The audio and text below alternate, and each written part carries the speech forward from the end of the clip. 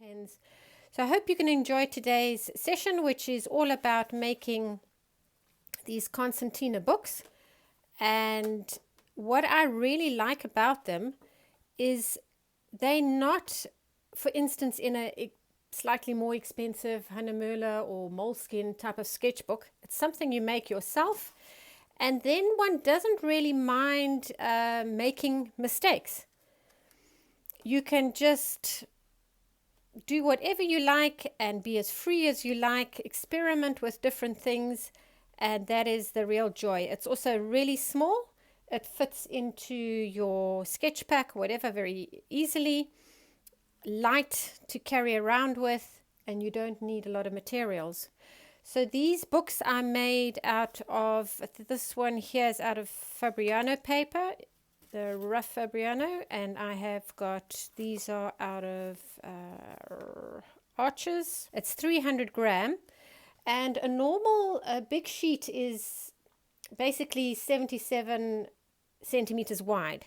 So if you cut a big sheet in 5 different lengths, you would get a really nice big sketchbook, which you then fold. I'll show you at this one here. So this is basically the length you're going to come out at, and you fold this into a type of zigzag, and then you just press it together. And then I would take a brush or a pen or a ruler and just sort of straighten the edges like that, so that you have a bit of a book. Now you can either do like a continuous painting that just carries on and on the same type of subject, or you can do individual paintings on every page. So for instance, on this side, I have done, this is our house, and I have done the view from the top of the garden looking over the little cottage and False Bay in Cape Town down to Glencairn Beach where I live over here. And if you went round the corner, you would have Simonstown, which is actually our naval base, and the yacht club is there. And then here on the far side is Cape Honklip, far side of the bay, and Cape Point would be there. So this is one huge big bay over here, and this is the bay we live on. And we often see whales during the breeding time. The southern right whales come down into this bay. We've often got dolphins that pass through, even some orcas, humpbacks. And then, of course, on a really windy day, we have kite surfers and windsurfers screaming up and down here, and boogie boarders, people swimming. The water can be a bit chilly, even in summer, but Cape Townians are tough, and they like to go in for their swim. So coming back to sketchbook, you can either do one long continuous type of book. On this side, it will also be one, but I haven't quite finished. I've just poured color around and haven't come in with the details yet. Over here, I've used these golden acrylic paints. I think I've used the turquoise, the Payne's grey, a type of jade green, and I've just sort of let it swirl around and see what will happen. I haven't quite decided what I'm going to do there. Here I've tried out my little gel pen just to see how it would come out. So that is a project for another day. And this one is very similar. So here I've also just done the background. Here I've started with some pencil sketches on it. And this one's a nice warm, sort of more for the countryside, for the African bush, something to do with grass and plants and that sort of thing. But so it's a start. So it's always something to go back to. Here on the other side, of course, I could do whatever I wanted to do. So that's another whole new thing. So these ones here have been folded. The sort of size that I've used is 10 centimeters by 12 centimeters, which in inches is 6 by 6, more or less. But you can also make a bigger book. So this one, for instance, is a lot bigger. And the size here that I've used is 26 by 29 centimeters, or no, sorry, yeah, centimeters, or 10 by 12 inches. What I do to join them, if it gets too long, is I've just here put tape at the back, and then I just join them, so it can get as long as you want it to get. Here you can see this is, if you can see there, this is Archer's smooth paper. And this one here, I've joined 3 or 4 times, but you'll see on the back I've actually used, I don't know if you can see the shine, I've used a sticky tape just to join them and to make them longer and longer. Here's another join, and another join, and so it goes on. But this concertina book here, I've quite enjoyed. This was done mainly during our lockdown time. We have these beautiful proteas in the garden, and they normally flower in winter. So sort of from May, June, they really start flowering, and these are actually just right outside my studio. And this was with the Neo crayons. That is water soluble, so you can wash them with some water, and they blend really nicely. And then just some charcoal pencils, and here I've got some of my charcoal pencils over here, just whatever size suits whatever you're going to do, and a bit of watercolor wash. I was trying to paint some of the lilies. These were actually from a vase, and again, just nice and rough. This one I try to sort of continue, so if I fold it open, you can see it just one page continuing into another. These were all flowers from a vase, not being precious at all. And then some shells that I had picked up on the beach. So these are what we call in South Africa perlemoen shells, or abalone shells. They have the most beautiful pearly sort of shiny reflection on the inside and pretty rough on the outside. So this has just been a lot of fun, and I've still got the whole sketchbook on the other side, so I've still got this whole area here that I can do something in. So none of these papers are ever wasted. This one here I started when I had one of my art retreats up in the Karoo area of South Africa, which is a lovely dry arid type of area, but they had a huge grove of apricot trees. So these are apricot blossoms. Just a bit of a pen and ink sketch there. I use various pens.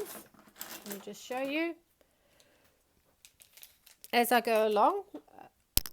If I use ink, it's normally waterproof ink. This one I did buy in, I see it's made in China, but I bought this in Europe the last time I was there, which was a year and a half ago. Hopefully we can all travel again soon. And then I use this with my dip pens. So you basically just dip it in and then sketch and draw. This nib here is nice and flat, so it leaves a really nice broad mark. Another one that I bought in Europe is this one. You actually take this off and then suck up the ink, close it up, and you can put any color you want in there.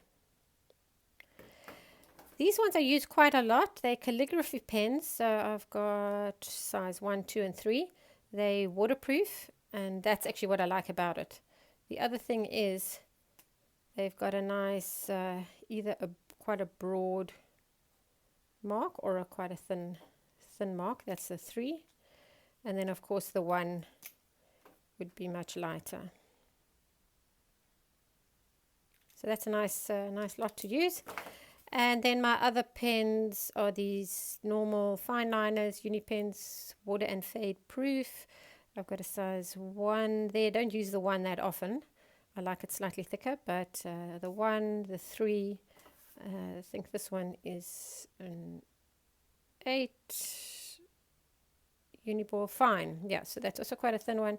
And then my jelly roll. This is the white jelly roll pen, number 10. So those are normally the type of pens that I do use. But here, as I said, it's a nice way just to experiment some shells again, try out different colors, the thick and thin pens being a little bit more abstract, just having some fun, trying different things. Here it looks like I've tried to sort of connect some of the pages, just carrying on into the next page. This was down at Cape Point in our nature reserve, which is about 20 kilometers south of us. The most gorgeous nature reserve. In fact, my husband was there 2 days ago and saw a caracal, so that is absolutely amazing. I wish I'd gone with. But they've got zebras and some earline, some klipspringer, quite a few African type of antelopes in there, as well as the chacma baboons. So this is a view along in Cape Point, also known as Cape of Storms because of all the wind. And this was also during lockdown, when in South Africa we weren't allowed any alcohol for about 3 months. They didn't sell alcohol, and we all thought it was a bit of a joke in the beginning. And then you do tend to miss your glass of wine. And this over here is Savannah, which is like an apple cider. Then they started making a non-alcoholic apple cider, which is really nice and dry. And I actually still drink it to today because I sort of got used to the taste over those few months. But these are the days that we missed the wine. Just something a little bit more loose, experimenting with some colors. Some of the what we call fynbos, the indigenous vegetation around our area. It's quite a hard, sort of scratchy type of plant, quite tough to survive the salty winds that come off the ocean and the strong winds. And then this here is Harold Porter Botanical Garden, lovely waterfalls they have there. That's a little bit further up the coast, around the corner of Cape Hunklip, which is here. You drive around the corner and you come out to that reserve. So this was Cape Hunklip at Royals. This was a very early morning sketch. My husband's a big birder, so he walked along this path and went birding, and I sat down and did some sketching, and the sun was just coming over the mountains there. And then we have a great type of flower time in South Africa, where we have fantastic little succulents and daisies that flower after a pretty wet type of winter, and the colors are awesome, from whites, yellows, oranges, reds, pinks, purples. It's some of them are just amazing.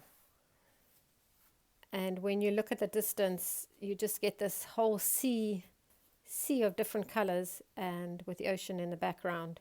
And you can see here I haven't worried whatsoever. It's just to get the first impression. And in fact, I love these sort of back runs that I had over here, and I think it actually forms part of this nice free painting. This had to be done quite quickly because we were moving along, and it didn't have much time. But this is exactly what I like about it. It has just given me that impression. I can remember exactly where and when and how and all the rest. And then this was the same day actually, but looking back on the other side towards Langebaan and the sort of the mainland over there. This is a beautiful big bay, very shallow, lovely turquoise water, and it's a wonderful part of South Africa. But so you can see, you don't need much, you don't have to worry. if something's going to work out or not. You can experiment. I mean, the things that I do take with are normally this little, if I go out plein air painting, is this little kit here, this little palette. It's ideal for what I need. And then if I'm going to be carrying a bigger bag around, then I take this with as well. It's not much bigger. You can see the size of my hand. It's probably 2 hands big.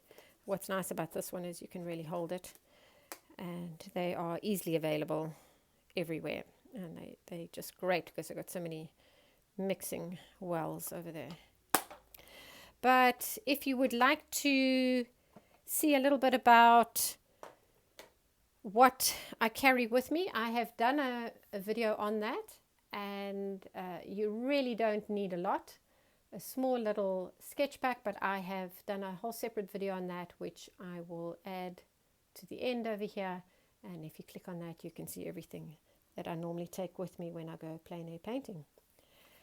So it would be great to know if you have any other ideas or something else that you know about concertina books. I would love to hear them, and maybe see what you've done yourself would be absolutely awesome.